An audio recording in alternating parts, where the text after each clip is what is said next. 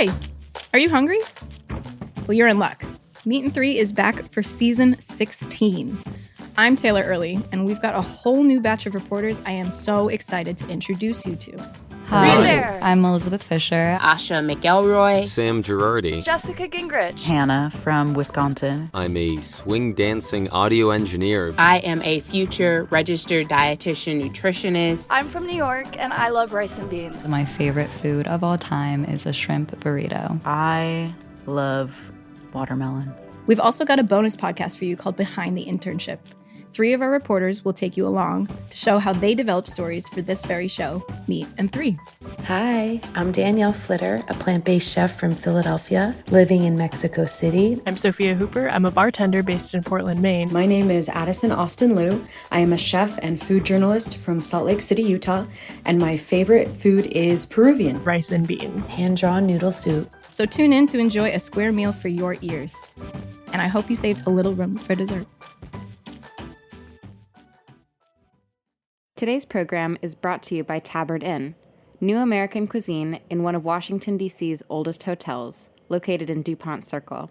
For more information, visit tabardinn.com. Today's program has been brought to you by Route 11 Potato Chips. Made with a secret recipe and superior ingredients, their mission is to make an outstanding product in a safe and clean environment. For more information, visit www.rt11.com. You're listening to Heritage Radio Network. We're a member-supported food radio network broadcasting over 35 weekly shows live from Bushwick, Brooklyn. Join our hosts as they lead you through the world of craft brewing, behind the scenes of the restaurant industry, inside the battle over school food, and beyond. Find us at heritageradionetwork.org.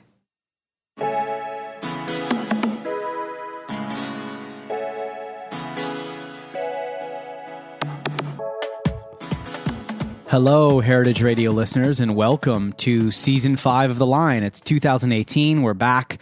You probably already broke your New Year's resolution. You're dreaming of warmer weather, but fear not. We've got your distraction right here. We're back broadcasting live from the back garden of the famous Roberta's Pizza, adjacent to the 2 Michelin star Blanca, bringing you another season of delicious interviews with unique chefs and restaurateurs, all great talents in the food world.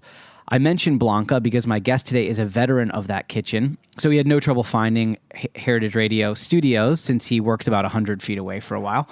Chef Greg Proechel is the executive chef of Ferris, a new restaurant located in the Maid Hotel in the Nomad area of Manhattan. The restaurant, which just recently opened only a few months ago, was just given 2 stars by the New York Times. Pete Wells wrote in his review, "It's a modest restaurant that over-delivers, cares about little details, and has a personal, handmade sensibility." Proechel has worked at 11 Madison Park, Graffit and Blanca, where he was sous under Carlo Mirachi when the restaurant earned its 2nd Michelin star. Prior to opening Ferris, he was the executive chef at Le Turtle in Manhattan. That restaurant was named one of Eater's best new restaurants of 2016. Today we're going to discuss Michelin stars, Sasso chickens, economics, and cooking for every single conceivable hotel service, all out of the tiny basement kitchen. Greg, welcome to the program. Thanks so much for having me. So let's start at the way beginning. Where did you grow up? I grew up in Westwood, New Jersey. So right outside, about 25 minutes outside George Washington Bridge. So pretty close to here. Absolutely. What was life like as a kid? Were you one of the families that came into Manhattan a lot, or was Manhattan was it 1,000 miles away as far as you were concerned? I mean, we definitely came in a lot. We basically came in all the time to eat. Peter Luger's definitely is one of the places that I spent a lot of time. My grandfather grew up in Brooklyn after emigrating from Germany, and we spent a lot of time there. I've been there more times than I'd like to say. So I pretty much always have come in for food. I mean, that's kind of a theme I think that's run my whole life, is that I do everything for food. I mean, I live to eat. So Luger's is a good place to go as a kid. It's got a lot of excitement because it's got the old waiters with like the old uniforms, like these 70-year-old guys that have never changed, and then you got sizzling hot steaks coming through. So as a little kid, did you have any inclination, even when you were, very, very young, going there with your grandparents and your parents, that this might be a career for you? It's funny. I I don't. I mean, I wanted to play for the New York Jets. That was my dream growing up. And I played football for a very long time.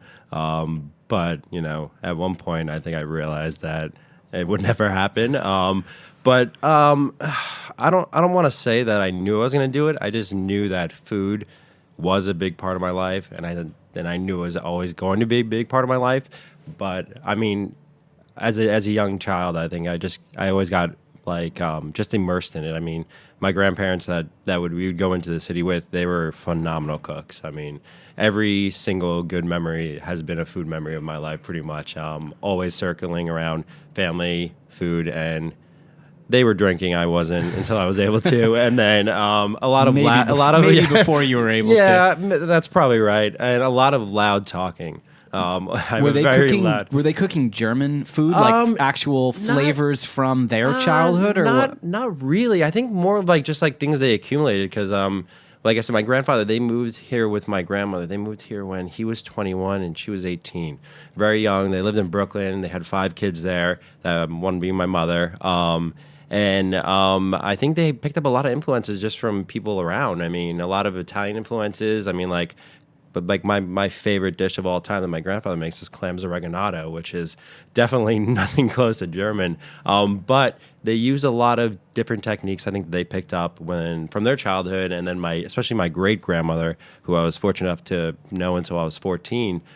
She cooked a lot of traditional German stuff. Not many things that I remembered. I just remembered a lot of stuffed cabbage, which was one of my favorites, and she was a great baker.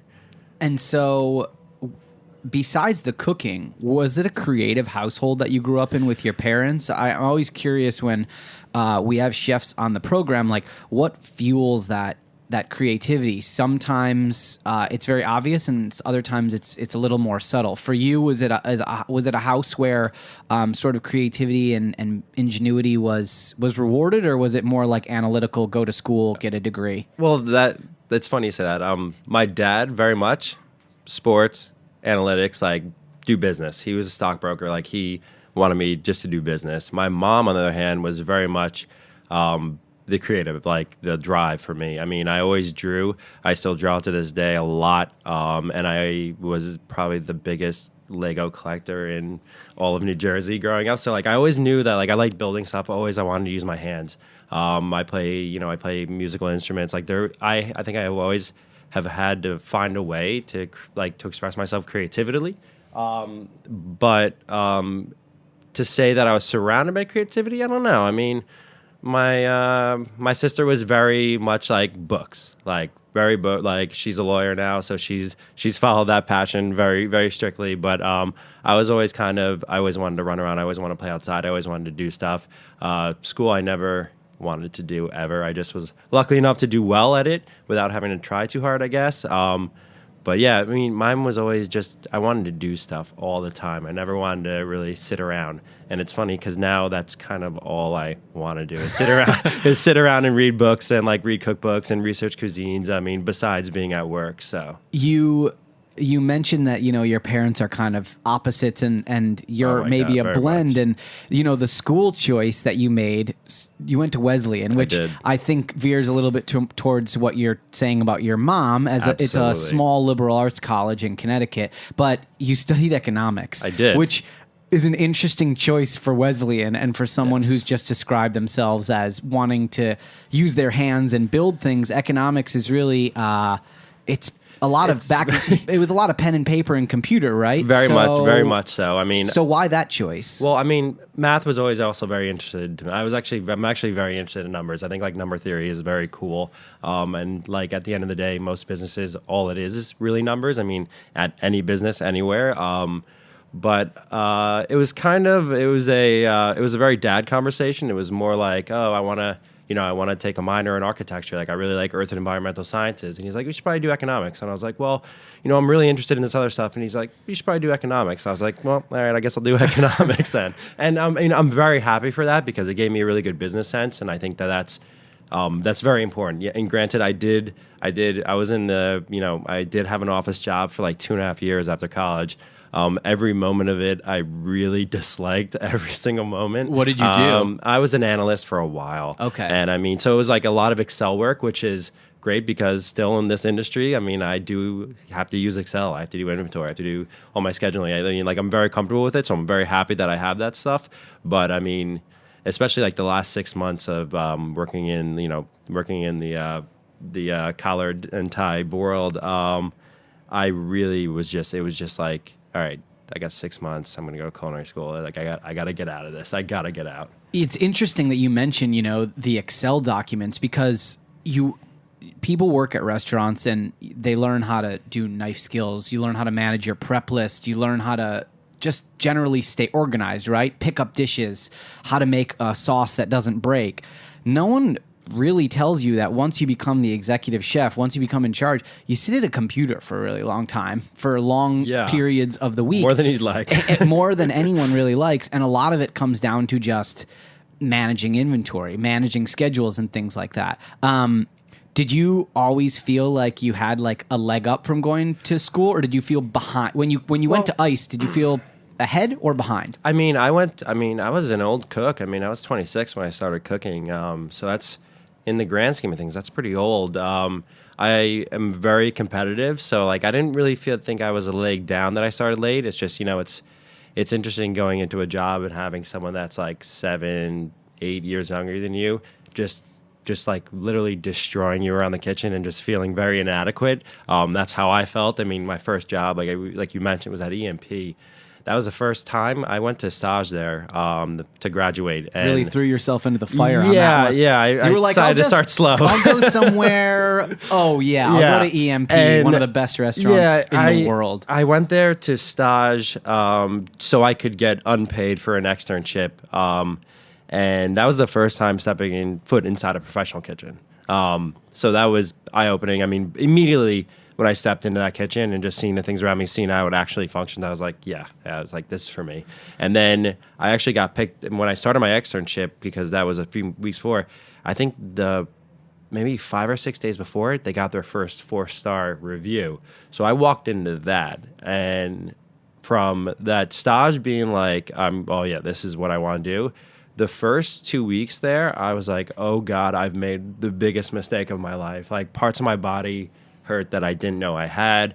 I just was going down every single day. And then, it got easier. And then a month went by, it got even better. And then, you start progressing, you start finding your footing. And it was a very great first job. I mean, if anyone's going to kick your ass like that, I'd rather it be them. So your perspective on EMP is something that I want you to share a little bit more. In terms of specifics, I am really curious about, prep work and cleaning. I think a lot of listeners, have experience in kitchens, right? But not many people know, they can't really see what that level of excellence is like up at the top. And you came in sort of from an outside perspective. You were a little bit older than anyone else, probably very, mature, but had very little experience. So, in terms of the workload, if you can share specifics, what was a day like in a 4-star kitchen for your first job? Well,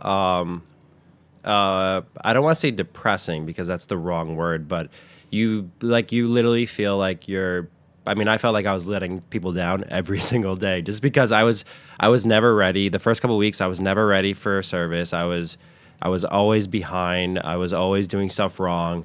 But luckily, I had the gentleman who, Chris Flint, was the first sous chef I have.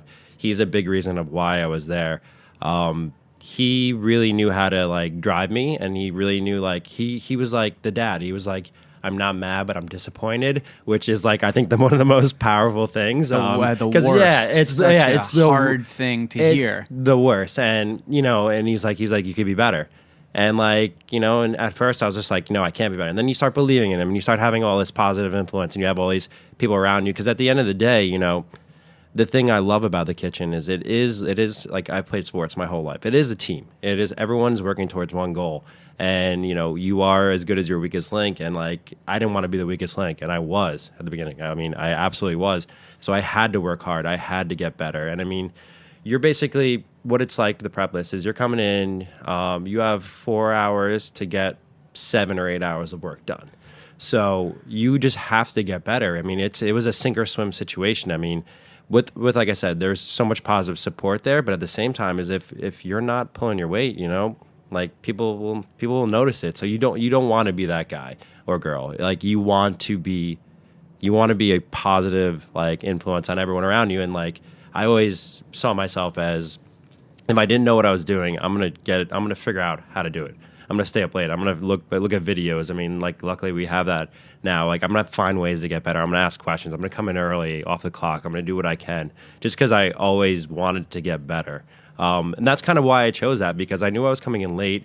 I knew I wanted to start at one of the best restaurants in the world, because I wanted to accelerate quick. I mean, I wanted to get to where I am. So, but in terms of like a lot of the first like interactions I've had with sous chefs there were them telling me I'm doing something wrong. Like James Kent, I joked about it with him the other day when I saw him, that I was like, the first time you talked to me was when you yelled at me because I had some flour at the floor. Like I was doing these crab cakes and there was like flour, like panko breadcrumbs on the floor, and he just was screaming at me. And he's right, it was dirty. But like I was like, it's funny because that's your first interaction, and but then he saw I was doing good, and then it's like we have good interactions. It's like there's a very it's a tough love, but it's like at the same time it's just love. I mean, like they want you there, they want you to do well. How did you come across Blanca? It's another high-end restaurant, but perhaps as different from EMP as you can get while still being in the Michelin system. For people who have never been to either one, 11 Madison Park, large dining room, at least probably 100 seats, soaring ceilings, white chef coats, very, very classic. Blanca, tell us about Blanca. What's Blanca like? Well, yeah, I mean, it's funny because like until I went to EMP, not since high school, did I have to be cleanly shaven every day. It was very important that I had to be cleanly shaven, and like from anyone who has seen my picture, I am a very, very, very bearded man. Yeah. Shaving every day sucks. It's rough. Like it's irritating, especially when you're wearing a chef's coat on your neck. It's like, I don't want to go into the specifics, but it's like it's uncomfortable. It's uncomfortable. Yeah. It's like I don't like having a rash on my neck while I'm getting absolutely punished with prep. But Blanca, I mean, timing's everything. It's very serendipitous. After EMP, I had a great job at Graffit where I worked with Jesus Nunez, who was a big mentor. He really he honed my creativity and really like believed in me. He was one of the first chefs I believed in, like just letting me kind of go. And then after that, I chased money, which is not a smart thing to do as a young cook. And then one day, my girlfriend at the time took me to a Terra for my birthday, which was an amazing meal. And I was like, I want to do this. Like I want to do tasting menu. Like this was like such a special experience that really kind of changed my whole like kind of just general outlook on like what food could be. And I literally quit my job a couple days later, and I was kind of just searching, and I answered a random ad, and then I was at my parents' house at the time, and I got a text message from Carlo just being like, can you come into stage? Can you come in tomorrow? And I literally came back from New Jersey, staged there. He's like, come back in a week. I staged there again a week, and then I got the job. And at the same time I was off the Michelin, that racket for a little while. So the first couple days were tough. My good buddy Alex Leonard, who was the CDC after there, he was tough on me right in the beginning, and then because of that, we forged a really good friendship. And I mean, we did amazing things there.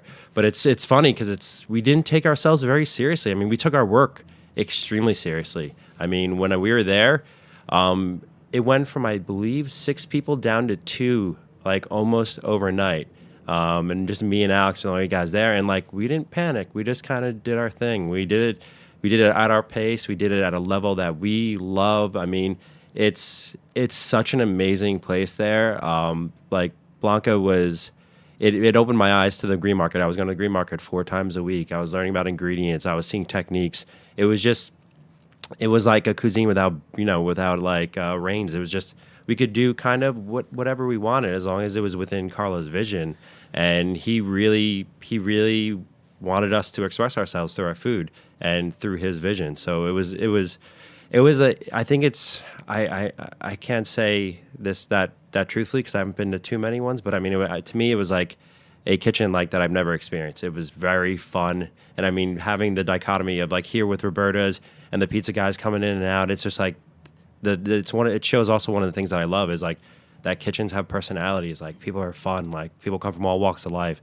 Like you learn a lot. Like it was such a fun time for my life working at Blanca. That's why I stayed there for so long. The interesting thing about Blanca is that you can do anything flavor-wise there. It was probably not as confining as an EMP where 100%. I believe the clientele is expecting a foie course and they're probably expecting a caviar course and there's probably a seared duck breast, right? But at Blanca, if you can talk a little bit, Carlo, he has a lot of deep connections to sort of Asian flavor, Japanese technique. But is there maybe a specific dish that you can quickly take us through, something that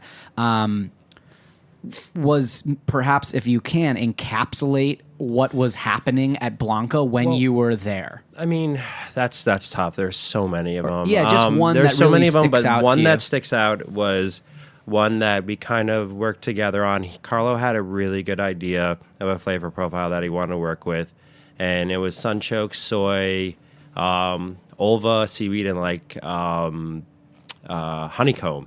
And we just created this small little bite that had like green almond. It had some sunchoke puree that was like cooked in soy milk, so it kind of had some funk in it, which is something like I never would have thought to do. And then it had a little bit of like honeycomb, and then it had some like nasturtium and some dried seaweed, and just like those things like don't make sense. I was just about to say that sounds incredibly weird. It makes no sense, but you eat it and it's just like, oh, okay. It's got creaminess. It's got a little funk. It's got texture from honeycomb. It has different texture from the ulva seaweed that's dried. It has a salinity from the seaweed. It has, like a little sourness from like the unripe almond. It was insane. And then like the coolest thing about that dish is that dish evolved. Like everything that at Blanca that I've seen, especially while we were there, is the evolution of dishes. Like we were never like content. I mean, there were some dishes that were perfect. I mean, like his pasta game is, obviously it speaks for itself. Like the andouille ravioli. Like I ate so many of those things. It's not even funny. And every time I eat one, I'm just like, God damn. I was just like, God damn, is this good? Like this doesn't make sense. Like it's not fair. But he did the one episode with David Kinch, and he showed the evolution of that dish, and it was so cool because I remember about on Mind of a Chef. Yeah, like Carlo did that dish, and the way it evolved was such like it's classic what he does. I mean, it's just like the dish that I created or that we created together with Alex.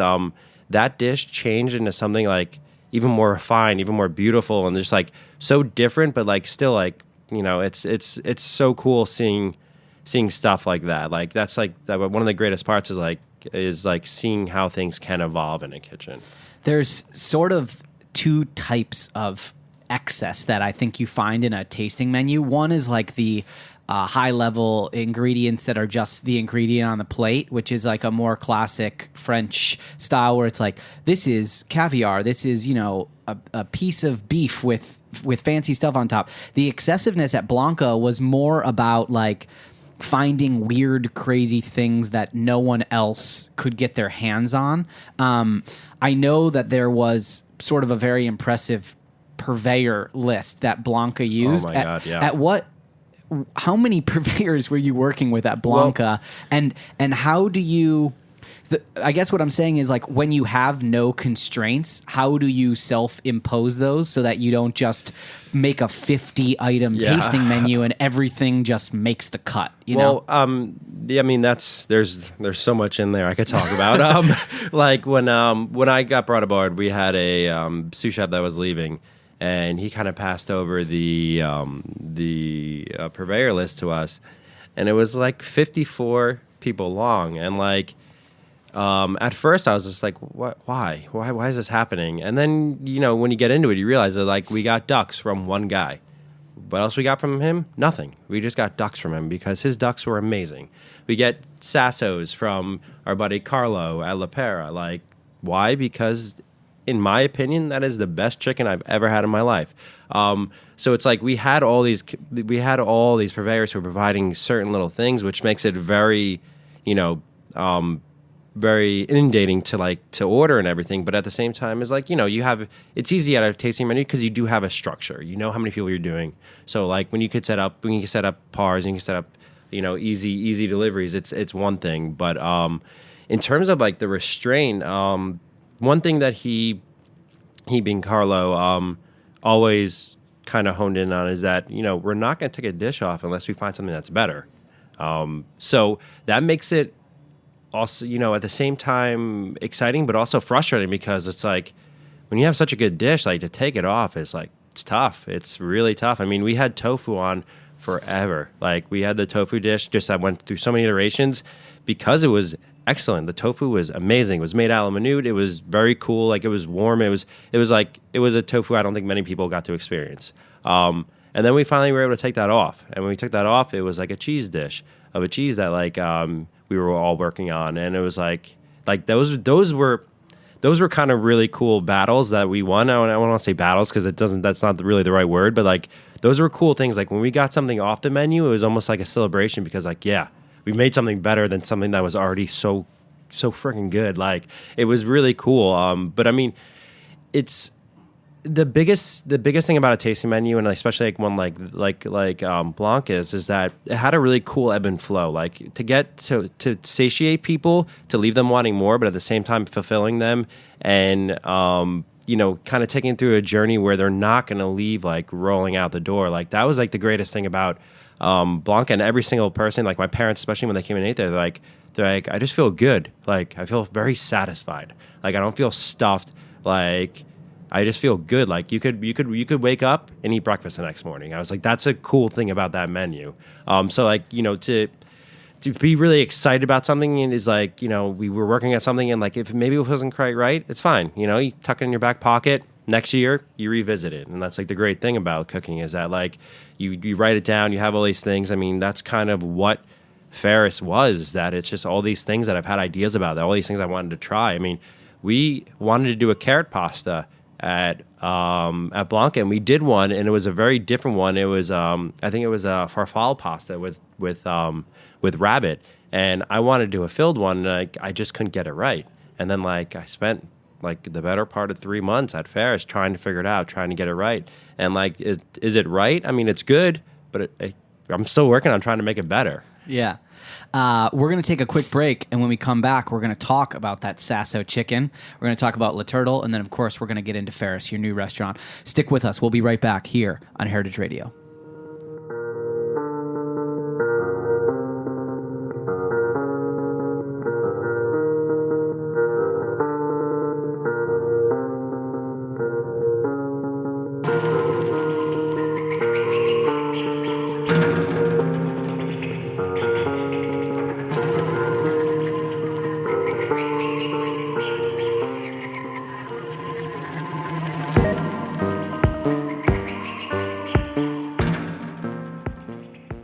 The following program has been brought to you by Tabard Inn. Tabard Inn, Washington, D.C.'s quintessential small hotel, is located on a quiet, tree-lined street just 5 blocks from the White House. Vibrant yet unassuming, the Tabard is comprised of 40 sleeping rooms, each unique in character and design. Feast on eclectic American cuisine in their acclaimed restaurant, or enjoy a cocktail and listen to live jazz in one of their cozy Victorian seating areas. Mingle with travelers from around the world who find the Tabard the only place to stay when taking their travels to Washington. For more information, visit tabardinn.com. The following program has been brought to you by Route 11 Potato Chips. From the moment Route 11 Potato Chips dropped their first batch of chips back in the early days of 1992, they understood their destiny as a high-quality producer. Instead of succumbing to the frenzy of mass production, they took advantage of their small size and made chipping a personal art form. The payoff was immediate: an incredible potato chip. With a secret recipe and superior ingredients, their mission is to make an outstanding product in a safe and clean environment. In this world of uncertainty that we live in, Route 11 Potato Chips believes comfort food should be just that. know where your food comes from. For more information, visit rt11.com. Welcome back to The Line. I'm here with Greg Proechel. He is the executive chef of Ferris Restaurant and the Maid Hotel. Before he opened up Ferris a couple months ago, he was at another restaurant in Manhattan called Le Turtle. Le Turtle became sort of notorious for this sasso chicken, which we had been talking about before the break very briefly. You source it from Carlo, which he's a character into himself, oh my God, yes. and he's got these great chickens. Tell everyone about this sasso chicken that you were doing at Le Turtle. How did you come up with that dish? And then I want you to tell me if you were happy or if you were annoyed at the feedback and sort of acclaim that came with that. Well, I learned about the sasso at Blanca. We did it there. I wanted to always do it just because, we wanted to put a chicken on the menu, and like we were throwing around the idea, like what should we do? And then it's just like, you know what? I'm just gonna do it whole. Like that's the best way to do it.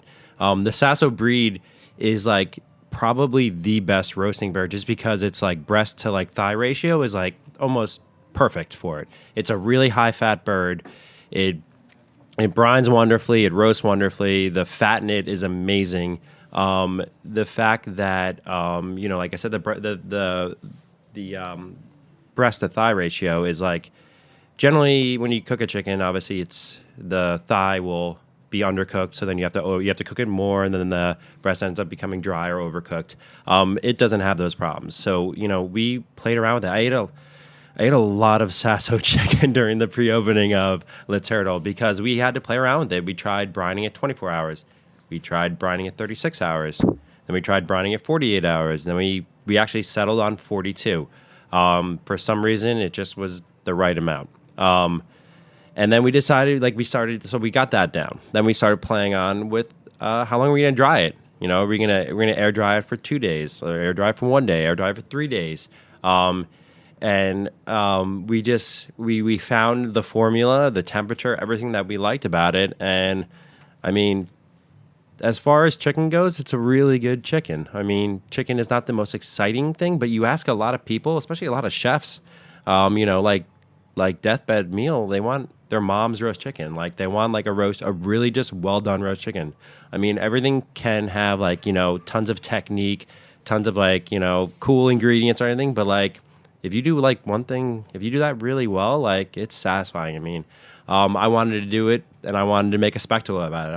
When you get this whole chicken, like I wanted everyone in the dining room to like stare at the table that's getting it, like make them feel really cool, make them feel really special. I mean, we're in the business, obviously we're giving people dinner, and like I think it's more than that. I think it's like an experience, and like we wanted to make it really fun.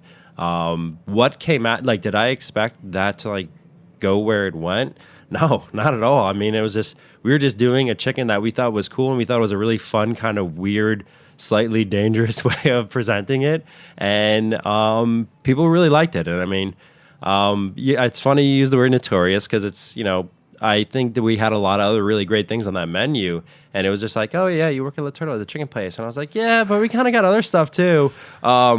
But like, it's funny because that chicken also, that was like the lifeblood of that restaurant. I mean, the roasted carcasses went into all of our stocks. Our stocks went into like a kohlrabi bisque. That was like a really popular dish there. The livers went into a chicken liver mousse. That was amazing there. It's funny that that one thing kind of like saw its way through a lot of different stuff. I mean, like all of our braised meat, we used the sasso chicken stock, which was incredibly fat and like it was super rich in umami just because of the natural like collagen in it. And it was a great product to have around. So it was like, am I mad? No, I can't be mad about that. I mean, it's like, it's funny because at Ferris, people were asking, they're like, when are you do a chicken? And like, there was always a plan to do a chicken and we wanted to do it differently. And we still do, and we do it some nights. Like, I mean, I got like 15 of them hanging, drying out right now that every once in a while, we just kind of pop it up. And if you're lucky enough to get one, like get one. But, it's definitely not something that's like a mainstay, but I think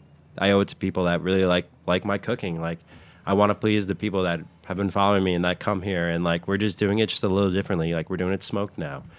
which is, I think, a really cool way because it's got all that fat on it. So it really kind of picks up just a quick, we smoke it al menu right at the pass, right in front of everybody.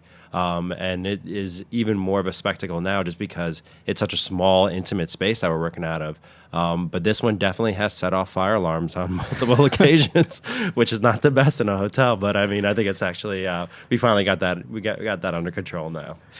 Going from sous and then to executive chef at Le Turtle and now Ferris, what has been the most dramatic learning curve for you in terms of trying to find not your culinary creative voice, but your leadership voice? And what did you not feel ready for coming into the Ferris project that is now kind of dawning on you? Well, it's a very good question. I think that at Le Turtle, I was very, very stressed about stuff. I was very worried all the time. It was just my first executive gig. I was very, I was very confident in my cooking, but being a leader is one thing. Like it was very daunting, and I was probably less nice than I should have been.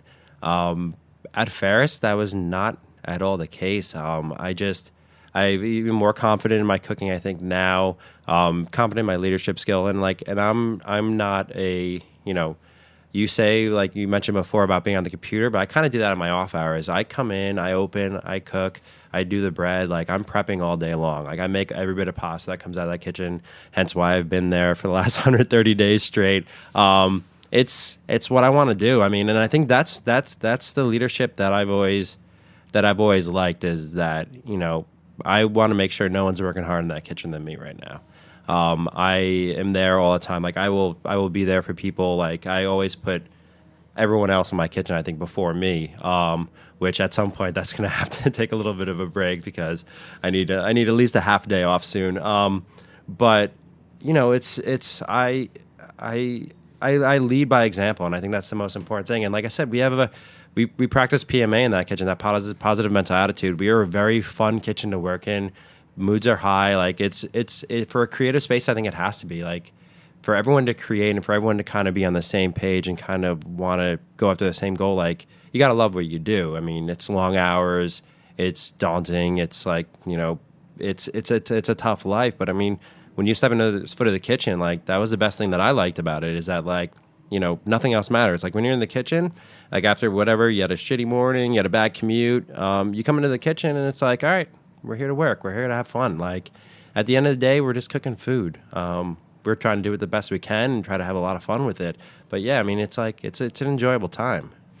You mentioned positive mental attitude and, putting your employees first and keeping it sort of a fun environment, which I assume means like not as much yelling.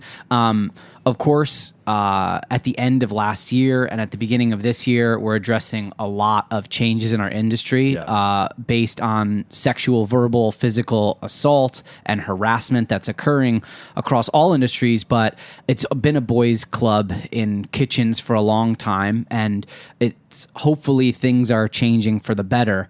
I'm curious at Ferris and at the Maid Hotel how you and the leadership team, what steps are you making now, or what did you do to foster a safe and creative work environment so that what we've seen happen with some other restaurant groups isn't happening at your hotel and your restaurant? Well, I mean, I don't think we really took any steps, to be honest. I just think we brought aboard just good people. I mean, that's at the end of the day, like that's what this comes down to, is if like you're a good person, you don't have to worry about anything. Like we hire based on your skill level. That's it. I mean, that's like I said, that's one of the greatest things about the kitchen, is that and just like what it should be when it's right, it's, you have people from every background, every orientation possible. When you get in the kitchen, it's like, can you cook? Yeah, you can cook. Great. Let's cook. That's it. Like it's very simple. That's why like all the things that are happening, it's very upsetting just as a member in this industry, is that it kind of puts us in a bad light where when it's not, it's just like it's a really beautiful thing to work in. It's a beautiful environment to be with all these people that are like that are characters and have like their own voice and have their own like kind of creative and their own style. It's just like it's a really great thing when it's great, and like unfortunately, we're seeing all these things about the worst case scenarios, and it's never something that we want. I mean, we're not yellers. Like I don't yell at people. I don't like yelling. When I hear yelling, I hang out with my family because they all yell all over each other so they could have a chance to speak. Like we don't yell in the kitchen. We have music on. We have music blasting all service long. We have music blasting during prep. We just we pick a mood of the day and we put it on and we just have fun. I mean, it's fun. It's I don't want to say it's negligent me to think that it just doesn't happen, but like we just don't want it to happen. We don't want that environment. We just want positivity, and I think that starts with hiring people that are are looking for it and making sure that nothing bad's happening, and people just are good people. I mean, Charles and me. Charles is the operator. Charles Syke. We got partnered up by one of the owners of the hotel, Sam, and we just kind of met, and immediately I was like, yeah, I'm gonna work with this guy. Like, this is gonna be fun. Like, this is gonna be a great situation. And then he brought in his AGM, Jenny Lakin, who's doing the wine stuff, and like, she's great as well. And like, we get together, we get along so well. So I think that's just like, it's just putting good people together. I think good things are gonna happen. I mean, there's always the chance for something bad to happen. So we put protocol in place and we make sure we watch it. I mean, it's just being on top of everybody and just holding people accountable for what they say and their actions. It's really all it is. But I mean, we've been blessed with having really just good people that are just fun to be around. Since you've got a bit of a late start, even though you've accomplished a lot so far in your career, do you feel like you have a list of things that you're kind of checking off? And by that, I mean, are you accomplishing sort of the ultimate goal with Ferris that you've been looking for since you started cooking, or do you not know? Well, I don't know if I know. I mean, my end goal is I want a 10-seat restaurant on a beach somewhere in the Caribbean. That's like my end goal, just like catching fish and using it. Like that will be my escape goal, my retirement plan in hopefully maybe like 20 years. I don't know. I'm not done with this. I'm not done with this industry yet. But I think that like I set plans. Like, I set a 5-year plan when I started cooking. I set, a 1-year plan, a 2-year plan. And I don't really have a plan. I just want to work. I just want to work in a fun place where I'm doing good food. And to be honest, the open kitchen was something I always wanted to do because one thing I didn't like about, like the finance world is I didn't get much immediate gratification. And like that was something that I immediately got once I started at Blanca, especially because there's a lot of small victories. Like, oh yeah, I just really cooked this steak really well. That's like just in this industry, like I crushed my prep today like 5 minutes faster. There's a lot of those like small little victories, but like at Blanca and like now at Ferris is like I serve something and there's someone sitting across from me and they're like yelling at me. They're like, "This is so good." It's like that's like amazing. Like it's just dinner, but like making people happy is like why we do this. At the end of the day, it's hospitality. It's making people want to like come back. It's making people talk to their friends like, man, like this blood sausage I had, like I hate blood sausage. And like I hate blood sausage because the blood sausage that I grew up with was stuff that like my grandfather brought and it tasted like, like blood. Like it was not good. So like I always was like, I want to make one better. But yeah, it's so fun to have that open kitchen environment and have that interaction and it's say that like this is like where I wanted to be, or like this is the end. No, we're gonna keep. There needs to be a level of being, of being happy with something, but at the same time, as I always want more. So we're gonna keep going to Ferris. We're gonna keep evolving. We're gonna keep trying to change stuff. We're gonna keep trying to improve on everything we do. I think that's. I'm gonna always be that way until I decide, maybe I just need to find that Caribbean spot. But we are always going to try to do more and try to do better. It's just because that's just who I am, and I have, like I said, I have really, really great people. I have great sous, I have great cooks, all who want to keep doing more, keep doing something amazing. So just surrounding myself with those people makes me want to do that. And it's just never not going to do that. Right off the bat, we're still doing specials. We do specials right from the beginning. We offer critic specials, which I guess is not normal, which I just found out. But that's what we want to do. We want to we're really excited about stuff. Like that's when people were talking about, why we chose the name or why, like what kind of cuisine it is, which I'm not gonna lie, I hate that question just because I don't know. Like the cop out is new American, but like which means nothing. Which means nothing. But like it is like pretty Japanese influenced, and like that comes directly from my time working with Carlo and Blanca. But the main thing is like, and this is something me and Charles spoke about like at length, is like excitement. And like people are like, you can't say excitement. That's not a cuisine. But like, well, we're doing stuff we're currently excited about. Like, say we got in a sample from like Regalis is one of our best purveyors. Like they gave us a whole bunch of like this fish or like these mushrooms or like these citrus. Like we try them, we're like, damn, like these are really good. Like these are the best kumquats I've ever had. We're excited about it. Let's do something that's awesome about that. And I think that's like I think the like kind of the groundwork of like seasonal cuisine is that like when something comes in you get excited about it. Like you get excited about a produce that comes in that's maybe only around for like 3 weeks, and the excitement about that is like we got to create something, we got to get something on the plate right now, we got to do this. We have like 3 weeks, and if it takes a week to recipe test, then we're down to 2 weeks. So it's like if that I don't think that excitement's ever going to burn out at Ferris. So we're really excited about where we're going to go. I mean, we're only 3 months old, and like we're already, I think, grooving pretty good. So we're just going to keep going and going and going. Chef, thanks so much for joining us. Hopefully you'll get a day off sooner or later. That's all right. That's all right. Tell everybody where they can find Ferris in the Maid Hotel. Ferris is at the basement at 44 West 29th Street. You can come in right through the entrance in the basement. You walk into our little oasis that's kind of tucked away, and you'll almost 100% see me standing right there at the pass. All right, go check out Chef Greg at Ferris Restaurant and join us again every Tuesday at 11 a.m. for a new episode of The Line here on Heritage Radio.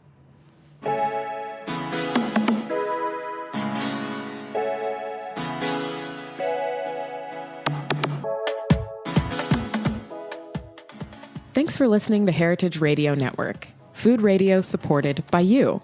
For our freshest content and to hear about exclusive events, subscribe to our newsletter. Enter your email at the bottom of our website, heritageradionetwork.org. Connect with us on Facebook, Instagram, and Twitter at heritage_radio. Heritage Radio Network is a nonprofit organization driving conversations to make the world a better, fairer, more delicious place. And we couldn't do it without support from listeners like you. Want to be a part of the food world's most innovative community? Rate the shows you like, tell your friends, and please join our community by becoming a member. Just click on the beating heart at the top right of our homepage. Thanks for listening.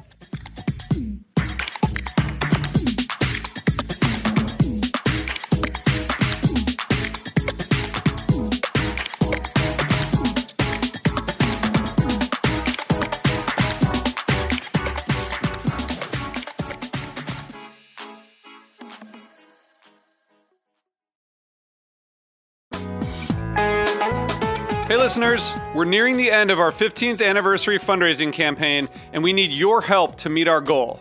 This campaign offers you a chance to win a unique food and music experience in one of the most exciting cities in America. Here's how it works. Donate to HRN and you'll be entered to win dinner for two and 2 tickets to a concert in one of 8 amazing cities: New York, Los Angeles, Philadelphia, Nashville, Las Vegas, Charleston, Ardmore, Pennsylvania, and Asheville. All donations support our work educating food system storytellers. And when you donate, you can choose one of those cities and you'll be entered to win dinner and 2 tickets to a show. So help us reach our goal and enter to win dinner and a show in the city of your choice. Check out heritageradionetwork.org/15 to donate and enter to win today. That's heritageradionetwork.org/15. Thank you.